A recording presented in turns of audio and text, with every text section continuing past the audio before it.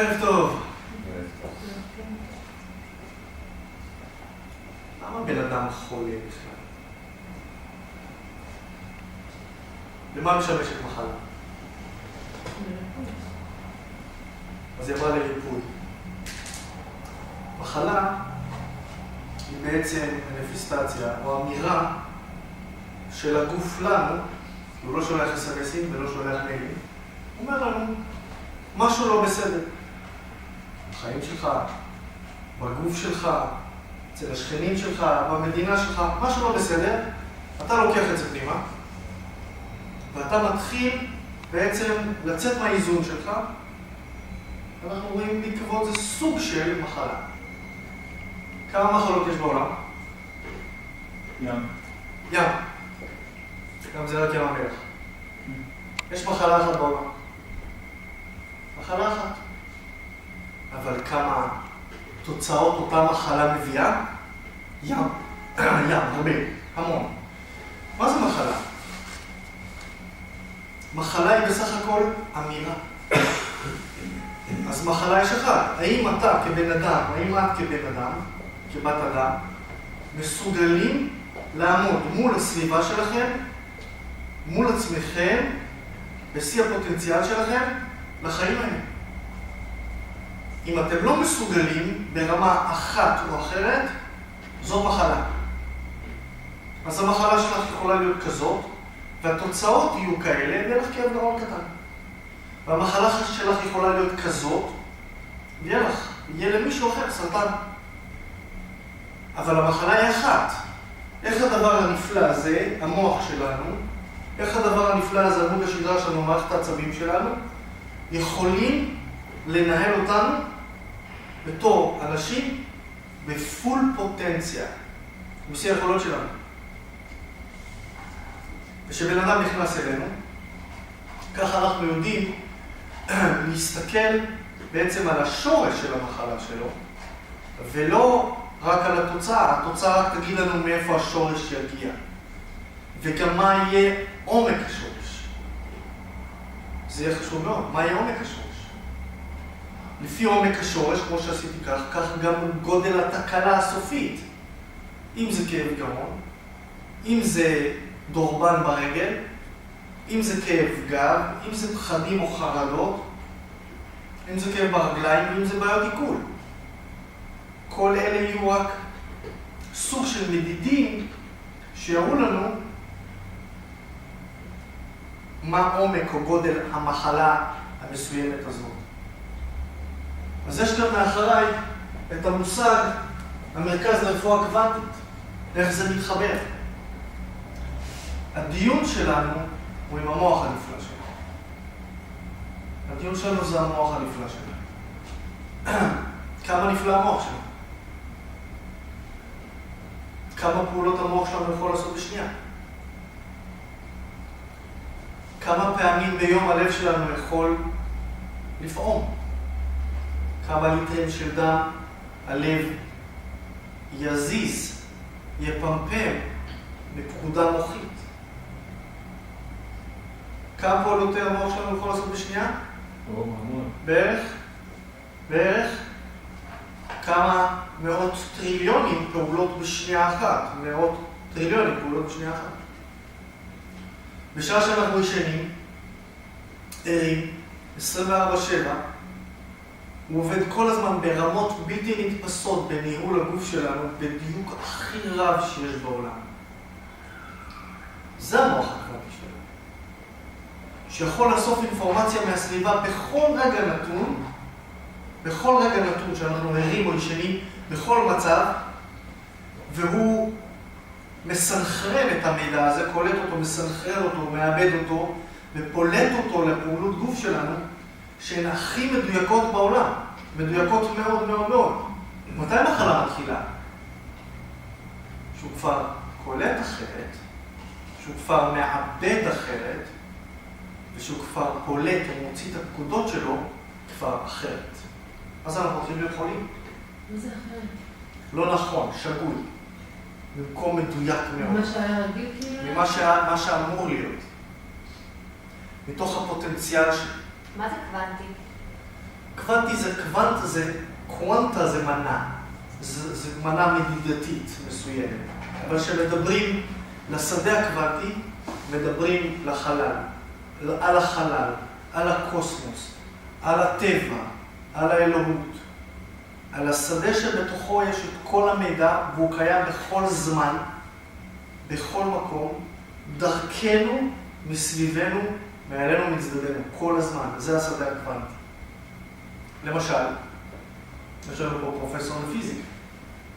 למשל, הטלפון הסלולרי שלך עובד דרך השדה הקוונטי. הוא יכול להעביר מידע בשנייה אחת בכל מקום בעולם. מה המשמעות אבל של המוח הקוונטי? יפה. היכולת שלו להתחבר לשדה הקוונטי הזה ולייצר כל כך הרבה פעולות בפוטנציה ברגע נתון אחד. שאם אני אבקש ממך דרך המוח הלא קוונטי שלך, אני עושה את זה קצת במרכאות, אלא דרך המוח הליניארי שלך, שעכשיו שואל אותי את השאלות, ועכשיו יכול לעשות מקסימום 6 פעולות באותה שנייה, לעומת הצד הקוונטי, שיכול לעשות טריליונים של פעולות באותה שנייה. את מבינה את החלק של המוח הקוונטי שלך עכשיו? זה שהוא כל יכול בכל רגע נתון, התירה הישנה, אם את בהכרה או בתת הכרה, מבחינת ההתנהלות שלך, בכל זמן, לעומת הזמן שאת העירה והמוח שמנהל אותך בגלי בטא מסוימים, הם בגלי ייעוד, שיכולים לעשות מספר פעולות מאוד מאוד מוגבל ברגע נתון אחד. זה המוח הקוונטי שלך. כשהוא מתחיל להיחסן, כשהוא מתחיל להיפגע, כשהוא מתחיל לקלוט את האינפורמציה, לאבד אותה, ולשדר אותה באופן שגוי, דרך מערכת העצבים שלנו, עמוד השדרה שלנו, במערכת העצבים, אז אנחנו מתחילים לאכול. שהמוח מפסיק להיות קוונטי? לא, שהחלק שלו, הקוונטי, לא מפסיק, אלא מתחיל לרדת ביכולות קליטה, עיבוד ופליטה שלו. שהוא מתחיל לרדת שם. ושלושה דברים יכולים לגרום לו להיכנס בעצם לתוך ההפרעה הזאת. 3 דברים, ואני אומר אותם באופן כללי מאוד. הדבר הראשון, זה אם יש לנו תקלה גופנית כלשהי, נפילות, פציעות, והרגלים שאנחנו מתנהלים דרכם. סתם דוגמה, לשבת בצורה כזאת, זה יכול לבוא לך בגלל. אבל רוב האנשים גם היום בעולם המערבי יושבים יותר. חלק גדול מהאנשים בעולם המערבי היום שמן מדי, במשקל לא נכון, וזה פוגע לו בשל. זאת אומרת שהצד הפיזיקלי שלנו, שבתוך הצד הפיזיקלי שלנו, גם בתוך הגולגולת שלנו, בתוך עמוד השדרה שלנו, עובר המוח. נמצא המוח ועוברים מוח השדרה והעצבים שלו. אז אם תהיה לנו תקלה מכנית שם, חלק מהעברת מידע מהמוח לגוף שלנו יהיה שגוי. וחלק מהמידע שהגוף שלנו יעביר בחזרה למוח, יהיה גם שגוי, והמוח יתחיל לעשות טעויות בהעברת מידע שלו הלאה. וכך מתחיל המחלה. אז זה הדבר הראשון. הדבר השני הוא מה נאכל, מה נשתה, מה נשאף, ובאיזה סביבה חשמלית אנחנו נהיה. כמה חשמל יהיה סביבה. כמה יהיה זיהום אוויר סביבה. זאת אומרת שהדבר השני שהוא הכימי, ביוכימי וכימי, יהיה גם כן אלמנט שיכול לשבש את המוח שלנו ולקלוט כמו שהוא צריך לקלוט. סמים, סיגריות, אלכוהול, מזונות שגויים, בעייתיים מאוד, צבעי מאכל, חומרים משמרים, חומרי טעם, חומרי ריח. אלה דברים שהם לאט לאט משבשים את המוח שלנו. ואז ההחלטות שלו הופכות להיות אחרות. והן החלטות תת-הכרתיות שלנו, לניהול שלנו. אוקיי? והדבר השלישי, שהוא מאוד מאוד חשוב, זה הצד הנפשי שלנו, הצד הרגשי שלנו, הצד המנטלי שלנו. וכמה סטרס אנחנו חיים, איפה אנחנו חיים, איך אנחנו מנהלים את החיים שלנו, איך אנחנו תופסים את החיים שלנו, איך אנחנו רואים אותם. והסטרסורים האלה משנים בעצם את המערך ההורמונלי שלנו, הכימי שלנו, ואז המערך ההורמונלי-כימי שלנו משנה את המערך הנפשי שלנו ואת המערך הפיזי שלנו. והשרירים שלנו מתכווצים לעבר למוטה, והמפרקים שלנו מתחילים להישחק, והאיברים הפנימיים שלנו מתחילים לעבוד במהירויות לא נכונות שלהם, בתדרים לא נכונים שלהם, כי אנחנו נמצאים בסטרס. ולאט לאט האיזון הזה של גופנו הולך ומתערער לו. והמערך הקוונטי של המוח שלנו הולך ומתערער. ואז הפעולות האוטומטיות המדהימות שהוא עושה טריליונים של פעולות בשנייה, הולכות ומשתבשות לאט לאט. וככה אנחנו הופכים להיות פחות מאורגנים, פחות בפוטנציאל הקיומי שלנו, לבריאות שלנו, ואז שאנחנו פוגשים את העולם דרך תרגום שונה כבר של המוח, אנחנו פוגשים את העולם כבר לא בזוויות שהיינו רוצים לבנות. וזה מתחיל להיות קשה לנו. אנחנו מתחילים לראות את העולם הזה יותר ויותר בעייתי. אנחנו הופכים להיות יותר ויותר חולים, יותר ויותר מנותקים. אז אלה שלושת הדברים. מנותקים ממה? מהחיים שלנו, מהסביבה שלנו. אנחנו רואים אותה בצורה אחרת. ולאט לאט אנחנו מתכנסים יותר. ולאט לאט אנחנו פועלים פחות. ולאט לאט אנחנו יותר חולים. כי אנחנו רואים כל דבר כאתגרי וקשה. ובלגן בבית. והלאה והלאה. ואנחנו מתחילים להיות תלויים יותר ויותר בסביבה. מאשר מתחילים להיות תלויים יותר ויותר ביכולות הפנימיות שלנו. כאשר אנחנו מנהלים את עצמנו בתוך היכולת הפנימית שלנו, שהיא הפנימית זה אומר איך נפשנו תתרגם את המציאות שלנו.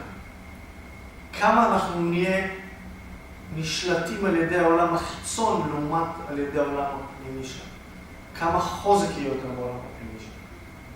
ככל שיהיה יותר חוזק בעולם הפנימי שלנו, המערכות שלנו יוכלו להתמודד עם כל דבר חיצוני, כמעט עם כל דבר חיצוני. והדברים החיצוניים לא יערערו אותנו, כמו שמערערים את רוב האנשים בעולם. כי אנחנו מתרחקים מעצמנו, ומהיכולות של הדבר הנפלא הזה, אנחנו עובדים הרבה יותר רק מחמשת החושים שלנו. שהמערך של המוח הקוונטי לא עובד רק מתוך חמשת החושים שלנו. הוא עובד מתוך הפנימיות שלנו, מתוך הנפש שלנו. לעומת מתוך רק גירויים חיצוניים שכל הזמן אנחנו מגיבים עליהם, לעומת יוצרים אותם. אוקיי, נקודה מאוד מאוד חשובה. אז שלושת הדברים האלה שמניתי, אם יש למישהו שאלה עד עכשיו? אוקיי. אז מה אנחנו עושים עם הדבר הזה? אם אנחנו נסתכל על המוח,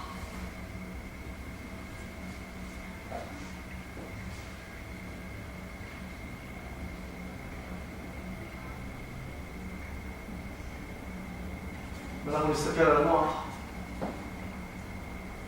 אז אנחנו נראה את הדבר הבא.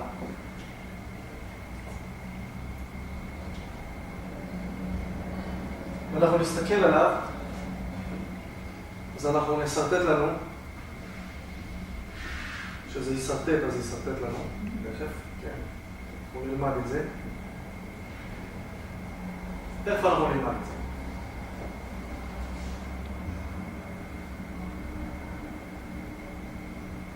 אוקיי.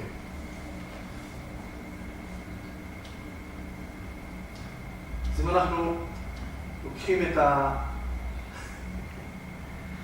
המוח, אוקיי, אנחנו נלמד לעבוד עם זה באיזשהו שלב.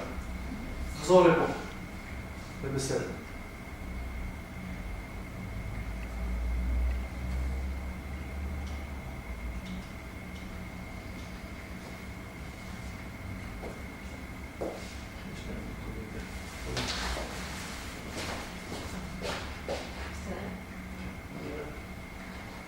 זה נראה בסדר?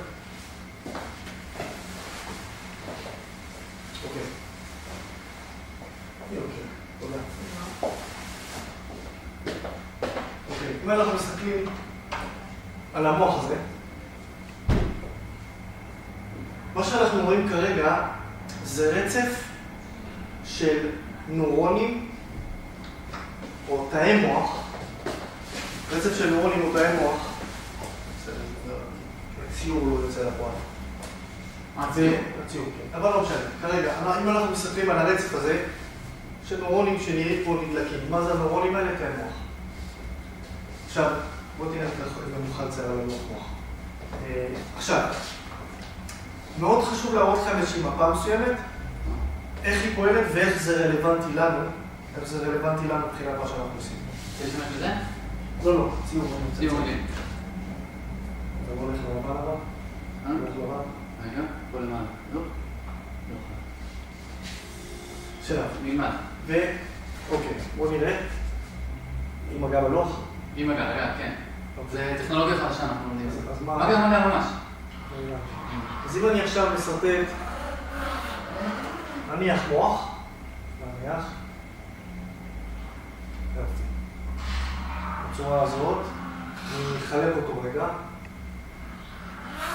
אחלק אותו לשלוש, בסוף אנחנו נלמד. חלקתי אותו לשלוש, ומוח שנראה, אוקיי. אז החלק הזה של המוח שלנו, החלק הזה, שהוא 40% מהמוח שלנו, 40%, בסוף אני גם נלמד לכתוב. זה החלק שהוא המנהל, דם נצחי מה שנקרא, הוא המנהל האמיתי של החיים שלנו ברגע זה, ותכנון לעתיד. הוא מסוגל, הוא בעצם הבריאה הכי משמעותית שלנו, לעומת כל בעלי החיים. שיש לנו מוח דם נצחי מאוד גדול, סתם דוגמה, לחתול, אם אצל בן אדם זה 40% מכלל המוח, אצל חתול זה 3.5%. כלב, 7%. כן? שימפנזה, 14%. שהוא הכי קרוב אלינו, מבחינת ניהול ותכנון. זאת אומרת שהחלק הזה, שהוא החלק, אחד המשמעותיים ביותר בהתפתחות האנושית שלנו, זה חלק המילה נצחי. שהחלק המרכזי הזה, ואני פה זה די מטאפורי, זה לא בדיוק אחד לאחד, זה החלק, בוא נאמר, הלימבי שלנו, ההישרדותי שלנו. אז אני אעשה את זה ככה, הישרדותי. בצורה הזאת. עכשיו, בהישרדותי, כאן מתחילים הסטרסורים שלנו לבוא לידי ביטוי. זה החלק שינהל יותר את האיברים הפנימיים שלנו. זה מה שהוא יעשה. הוא ינהל לך את האיברים הפנימיים שלנו. כאשר החלקים הקדמי והאחורי מתנהלים אחד אל השני בתכנון מדויק מאוד למה שאנחנו עושים, האיברים הפנימיים שלנו וכל מה שמנהל אותנו יעבוד כמו שצריך. אבל מה שקרה לנו במאה האחרונה פלוס, זה שרוב האנושות חיה בסטרסורים כל כך גבוהים, שהחלק שמתחיל לנהל אותם זה החלק הזה. והחלק הזה כאן הוא החלק ההישרדותי שלנו. החלק הזה, כל התקשורת כאן. הוא מתחיל לבנות רצף, והרצף הזה הוא רצף של התנהגות הישרדותית, הגנתית, התקפתית, וכל הנגזרות שנכנסות בתוך זה. אם זה קנאה, ואם זה זעם, וכעס, וטירוף, וכל מה שאתם רוצים, הולך ומתמקד באזור הלימבי הזה, אזור הלימבי שנקרא, מה זה לימבי? לימבי כל האזור הרגשי שלנו. והאזור הלימבי הרגשי שלנו מתחיל בעצם להעמיק את התוכנה שאנחנו מנוהלים ממנה ביום-יום. אנחנו חוזרים על אותם סטרסורים, ילדים, אישה, כסף, בעל, כבישים, מלחמות, פיגועים, חדשות, עיתונים, בנקים. ולאט לאט אנחנו מתחילים לצרוף תוכנה שמתמקדת יותר ויותר בחלק הלימבי של המוח שלנו, בחלק ההישרדותי שלנו. אנחנו הופכים להיות אגרסיביים, אנחנו הופכים להיות חרדים, אנחנו הופכים להיות קנאים, ואנחנו הופכים להיות קצרי סבלנות מאוד מאוד, ולאט לאט אנחנו, בגלל שהתוכנה הזאת הולכת ומעמיקה, לאט לאט אנחנו מתנהלים מתוכה יותר ויותר אוטומטית. ושרוב האנרגיה, או חלק גדול מהאנרגיה שלנו ביום-יום, גם בעירות וגם בשינה, כי אנשים שחיים מפה כבר גם מתחילים לישון לא טוב. ולאט לאט הם לא ישנים, ולאט לאט יש להם הפרעות שינה שהולכות וגדלות כל הזמן. שבלי השינה הזאת יש להם אחרי זה בעיות מאוד מאוד רציניות שהם ערים. לאט לאט האזור הזה בעצם גורם, בגלל שהוא מייצר כל תחושה, כל רגע שיש לנו, מייצר את הורמון מסוים. הורמון מסוים, צריכים, מה שנקרא כימיה, או כימיקלים. מה שקורה זה שההורמונים האלה והמערכות הכימיות האלה, הפנימיות שלנו, מתחילות להיות כאלה שהן רק לאט לאט הופכות להיות בנויות להישרדות. ושהן הופכות להיות כאלה שהן בנויות רק להישרדות, או הרוב להישרדות. מה שקורה שהוא מאוד מאוד חשוב זה שהמערך המוחי הזה והמערך המוחי הזה מקבלים אנרגיה פיזיקלית ירודה יותר ויותר. ואז אנחנו עוזבים את התכנונים, ואז אנחנו עוזבים את האיברים הפנימיים שלנו, את הניהול הכלל גופי שלנו, והם הולכים ומתערערים. וככה אנחנו מתחילים להיות חולים. מה שאנחנו רוצים לצאת מזה, בא מישהו ונותן לכם איזשהו כדור. כל מיני בסדר. ולזמן קצר מאוד אולי זה בסדר, ואחר כך זה מסבך את העניינים בצורה מאוד מאוד משמעותית, כי כשנתתם את אותו כדור, כאילו קצת חסמתם את האזור הזה, אבל אלה לא מתעוררים. זה וזה לא מתעוררים. ההפך, מסגרים מאוד מאוד מאוד, והכדורים האלה לא מרגילים אותם. זה לא פסיכיאטרים מהרגע. ההבדל הגדול שמה שאנחנו עושים כאן אנחנו מעוררים חזרה את האזורים האלה בחזרה, ולאט לאט מעמעימים את האזור הזה. ואז ההישרדות, הטווח של ההישרדות, או הרצון של ההישרדות, בתכנות הפנים מוחי שלנו, הולך ומצטמצם. ואז אלה לוקחים פיקוד, ומתחילים לחלק, לעשות חלוקה אנרגטית, והעברת פקודות, קליטה, עיבוד, קליטה, שינוע של מידע, מתחיל להיות שוב מדויק.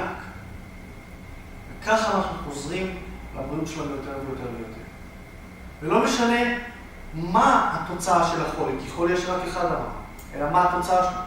איך אתה מגדיר את החולי הזה האחד? החולי אחד זה חוסר יכולת, שהולכת וגוברת. חוסר יכולת פוטנציאל שלנו, שכל הזמן הולך וגובר. ואצל רוב האנשים הולך וגובר, ואצל רוב האנשים מזינים אותם עם יותר ויותר חומרים כימיים, שקוראים להם תרופות, אבל הם באמת שמים את השם. ושעושים להם את זה, בעצם חוסמים להם את היכולת האמיתית להחלים ולהבריא. כי זה לא פותר את הבעיה, זה רק באיזושהי צורה חוסם את הסימפטום.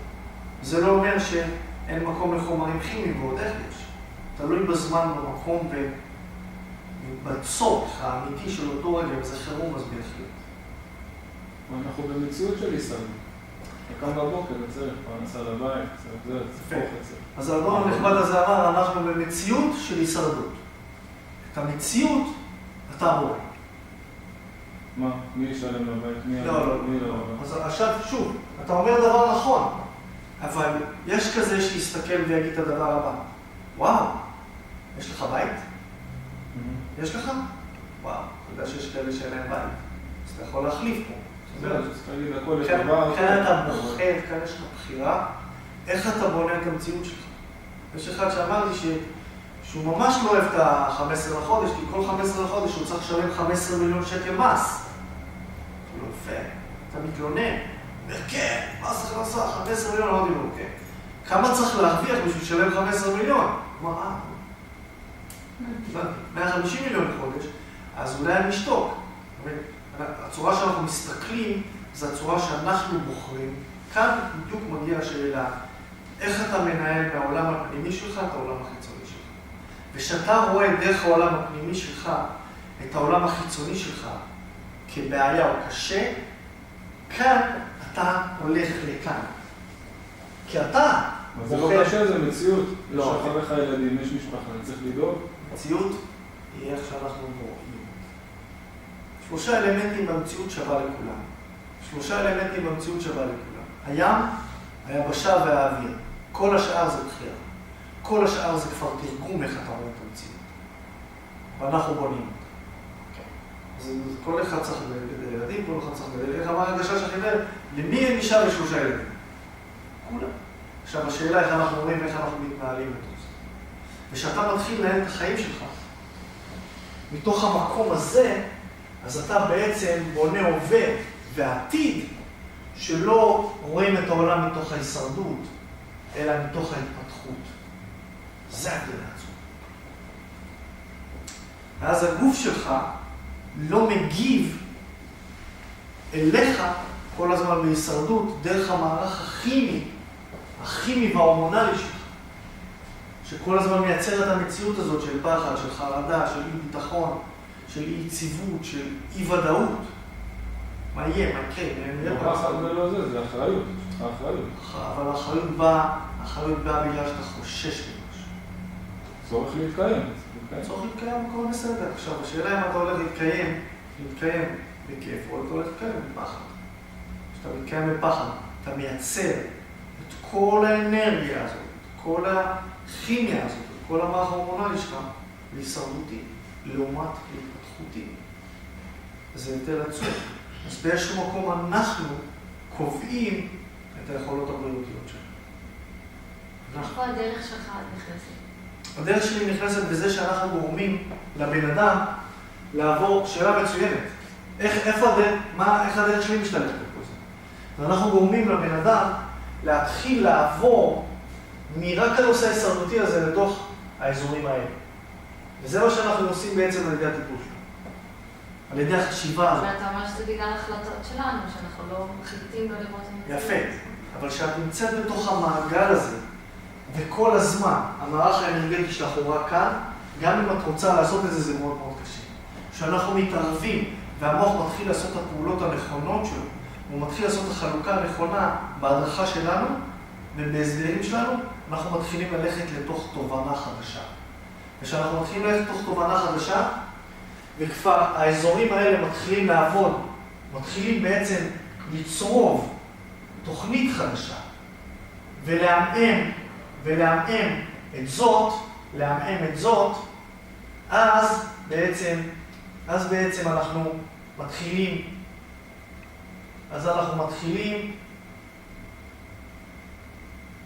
לרדת מפה ולעבור לפה. וכשאנחנו עוברים לפה, הצריבה כאן הופכת להיות יותר חזקה. הצריבה זו אומר תוכנה, על פי מה אנחנו נתנהל, על פי אתגר, על פי אפשרות, על פי יכולת, או על פי פחד. מה שאנחנו עושים כאן זה מעבירים את היכולת יותר לכאן ולכאן. אז גם האיברים הפנימיים שלנו מתחילים לעבוד יותר נכון. ואז בשיח גם, בהסבר, כמו ברגע זה, אתה לומד להפסיק גם לצרוב לכאן.